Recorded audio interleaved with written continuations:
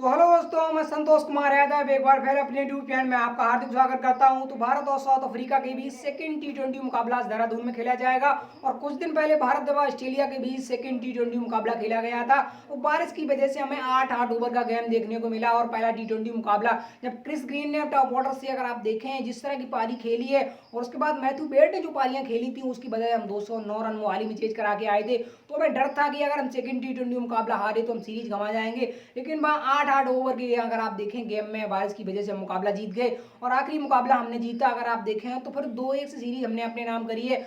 तो दूसरा मुकाबला है, पहला मुकाबला टीम इंडिया बड़ी आसानी से जीत चुकी है 107 रन के टारगेट में टॉप ऑर्डर से। अगर आप देखें केएल राहुल की थोड़ी से कह सकते हो सोरी, अगर आप देखें धीमी पारी 50 के स्ट्राइक रेट से एक समय खेल रहे थे। उसके बाद अगर आप देखें जो पारी सूर्य कुमार यादव ने खेली है उन्होंने 33 में 50 बनाए हैं और उनकी पारी को देखकर अगर आप देखें केएल राहुल ने आखिरी समय अपनी पारी को 61 रेट करा और 50 जमाई है।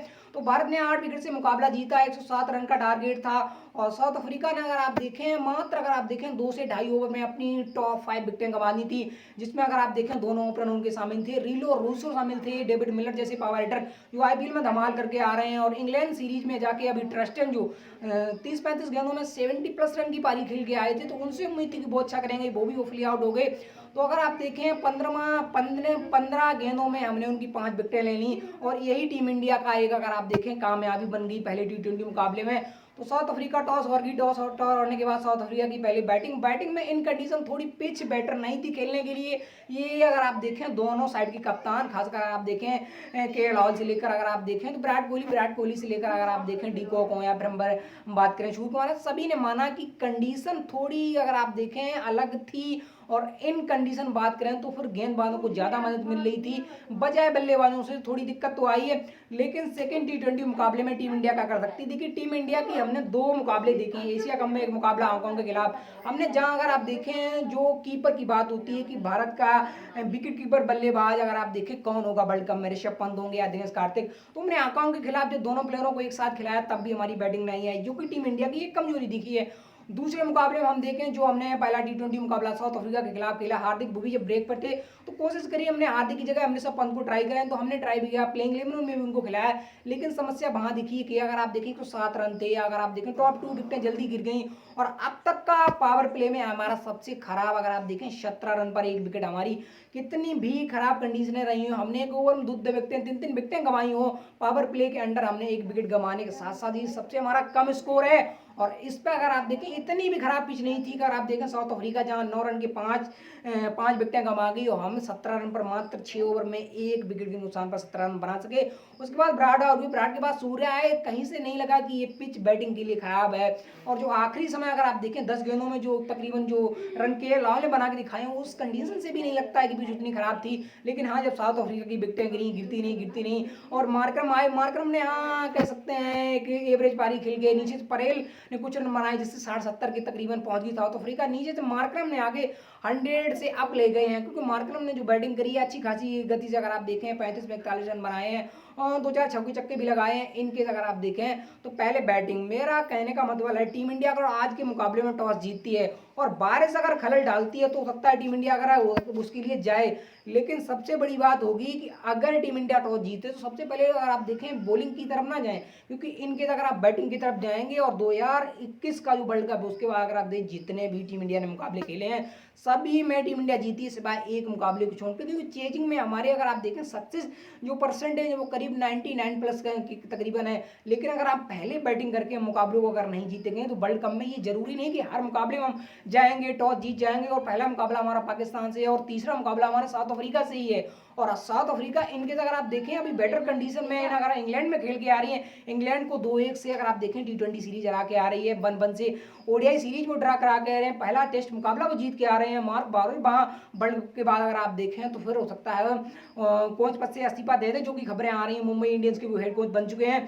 तो सबसे पहले देखिए साउथ अफ्रीका एक कमजोर टीम नहीं दिख रही है, उनके पास अगर आप देखें तमुआ बहुआ अगर कप्तान ना होते तो तमुआ बहुआ की इस टीम में जगह नहीं बनती। रिजा हेंड्रिक्स जो एक दमदार पारी खेल के आ रहे हैं और अगर आप देखें हैट्रिक लेके आ रहे हैं आप सेंचुरी की, फिर भी उनकी टीम में जगह नहीं बनती है। क्यों नहीं बनती है?